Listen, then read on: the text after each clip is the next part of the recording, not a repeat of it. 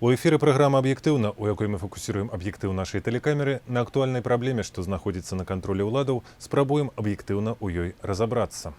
Сёння мы працягнем размову пра спажывецкую кааперацыю в обласці, распачатую ў мінулым выпуску нашай праграмы. Як прадпрыемствы, што ўваходзяць у структуру, займаюцца нарыхтоўкай, якую прадукцыю выпускаюць прамысловыя аб'екты спажыўсаюза, чаго кааператары чакаюць ад рэформаў, якія зараз ажыццяўляюцца ў сістэме. Паспрабуем разабрацца аб'ектыўна. План, зацверджаны Віцебскім аблвыканкамам у мінулым годзе па аздараўленні эканамічнай сітуацыі ў сістэме спажыўкааперацыі рэгіёна, паступова рэалізуецца і ўжо сёння прыносіць пэўныя вынікі. Мы второй год подряд уже работаем рентабельно. В этом году вот уже за 9 месяцев мы имеем по чистой прибыли это порядка 1 миллиона рублей. И рентабельность по отношению к прошлому году увеличилась у нас в 2 раза. Это поспособствовало тому, что вот эти вот действительно те преобразования, которые мы делали согласно плана мероприятий, который был утвержден именно облисполкомом, и привели к более лучшим уже, конечно же, результатам.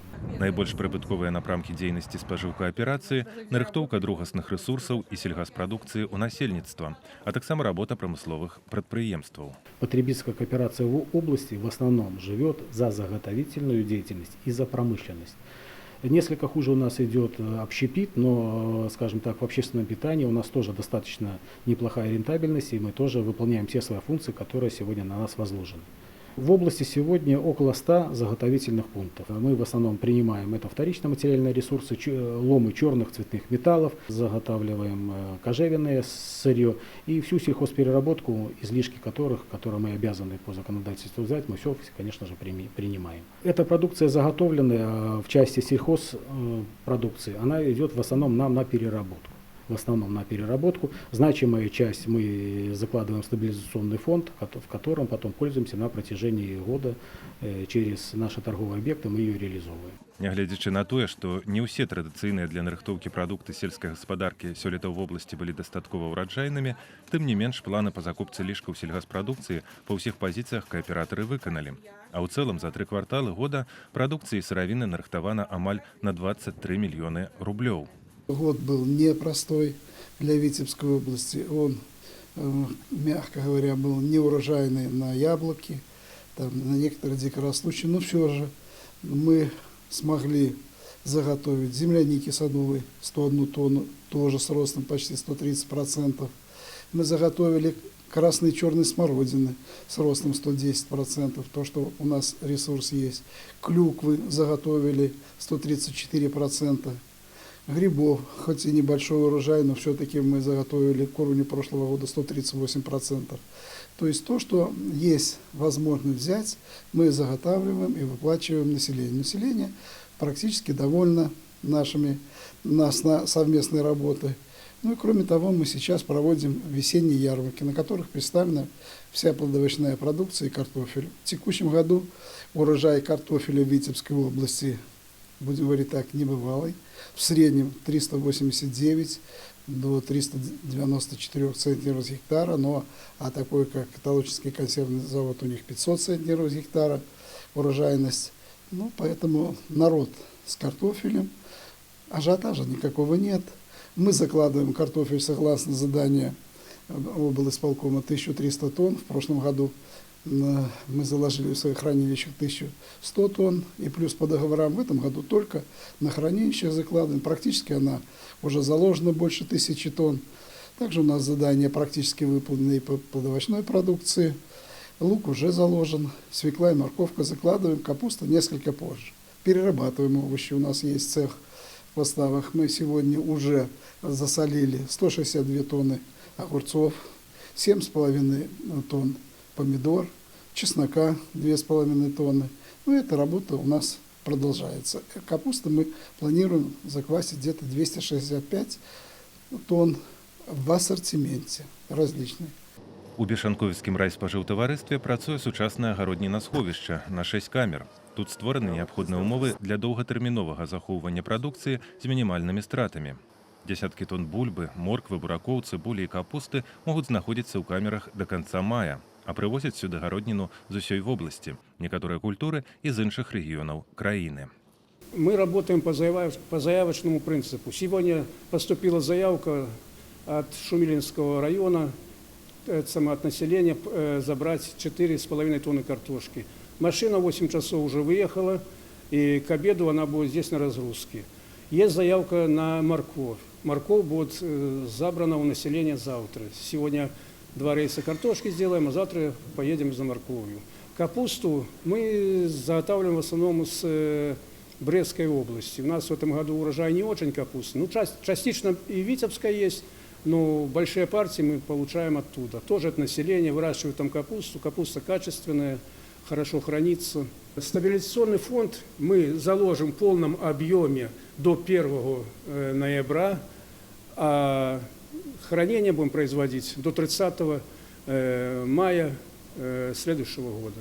Уже в начале сентября мы начали реализацию продукции на рынках, выездные торговли. Охотно у нас берут население капусту, лук. Ну, картошку в этом году население урожай хороший, и немножко меньше берут по сравнению с аналогичным периодом прошлого года. Но все равно мы за сентябрь и 15 дней октября уже реализовали 106 тонн картошки на экспорт отправили. Капусты 20 тонн реализовано только в нашем районе. 10 тонн моркови реализовано, 5 тонн свеклы. Ну и я думаю, что до конца года эта вся продукция будет реализована на столе, то есть у жителей всегда будет свежая плодовочная продукция. Значную частку нарыхтовак кааператары ажыццяўляюць, выязджаючы па заяўках у вёскі, а многія жыхары самі прывозяць прадукцыю на нарыхтоўчыя пункты. Сегодня мы привезли свои излишки сельского хозяйства, то есть картофель, морковь, свеклу в магазин. Очень удобно привезти, сразу на месте рассчитываются, можно приобрести товары, очень большой ассортимент в магазине, то, что мы можем купить. Вот сдадим, пойдем в магазин и купим продукты. Очень хорошо, выгодно. Дополнительный доход в семье. Картофель в этом году хорошо уродил, свекла, морковь. Еще летом собирали ягоды, сдавали тоже в магазин. Клюква тоже неплохая была в этом году в лесу. Ну вот все, что излишки, мы можем привезти и получить или деньги, или купить себе товар. Поэтому хорошо, что есть магазины потребкооперации, в которые можно сдать излишки товаров и получить прибыль в семью.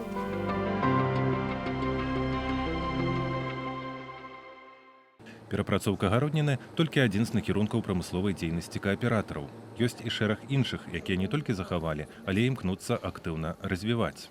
У нас несколько направлений по производству, и они, конечно же, все рентабельны. И это наш источник, которым мы перекрываем те издержки, которые в большей степени у нас формируются на селе. Прежде всего, конечно, флагом нашего производства это является хлебопечение, виноделие, розлив минеральной воды и безалкогольных напитков, рыбное производство и, естественно, колбасные цеха. Бешанковіцкі хлебазавод мясцовага райспажыўтаварыства пабудаваны ў 1974 годзе. За 40 гадоў абсталяванне знасілася, ды і па энергазатратах ужо не адпавядала сучасным рэаліям. Зараз тут вядзецца маштабная мадэрнізацыя, а бешанковіцкі хлеб упадабаўся спажыўцам некалькіх раёнаў вобласці. Модернизация хлебозавода практически не проводилась до 2005 года. Когда сразу мы провели газ, сейчас в 2016 году начали техническое перевооружение хлебозавода. В настоящее время у нас работают 2 немецкие печи «Вулкан», расстоечный шкаф и 4 единицы технологического оборудования. На будущее мы планируем еще тоже заменить тестоделитель один, держопрокидыватель. И вся продукция у нас выпускается вот на этих 2 печах. Если раньше у нас была печь мощностью 13 тонн в сутки, при нынешней реализации нам такие мощности не нужны. Мы решили заменить их на немецкие. Это самые более такие прогрессивные печи. И экономический эффект от внедрения этих печей очень высокий. Суть в том, что мы на тех печах расходовали где-то 135 килограмм условного топлива на тонну продукции, то на этих 56 килограмм условного топлива. В сутки мы выпекаем 3,5-4,5 тонны хлебобулочных изделий. Вся продукция наша реализовывается в Бешенковичском районе, Шумилинском районе, Витебском районе, 8 магазинов Леознинского района, Чашницкий район. Плюс торгуем на выездной торговлей на витебских рынках, Полоцке, Смоленской. В среднем мы выпускаем в месяц 100-105 тонн хлебобулочных изделий.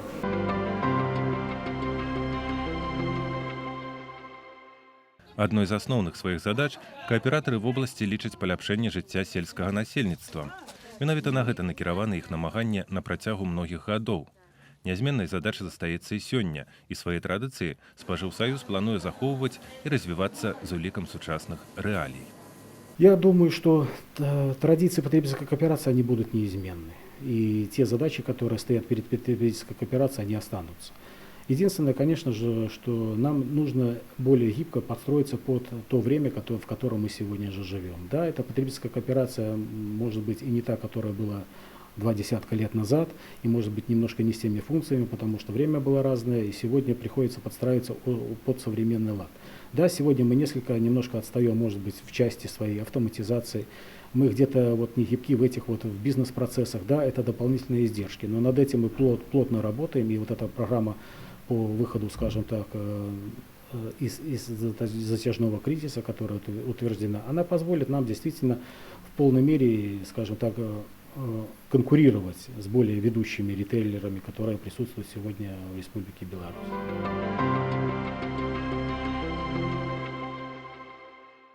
На сайце тэлерадыёкампаніі Віцебск vtv.by можна знайсці ўсе выпускі нашай праграмы, а таксама тэмы, якія рыхтуюцца да эфіру. На электронны адрас мы чакаем вашых прапаноў. Сюды ж дасылайце пытанні службовым асобам па той ці іншай тэме. Гэта была праграма «Аб'ектыўна», у якой мы спрабуем разабрацца ў праблеме аб'ектыўна. Бывайце здаровы!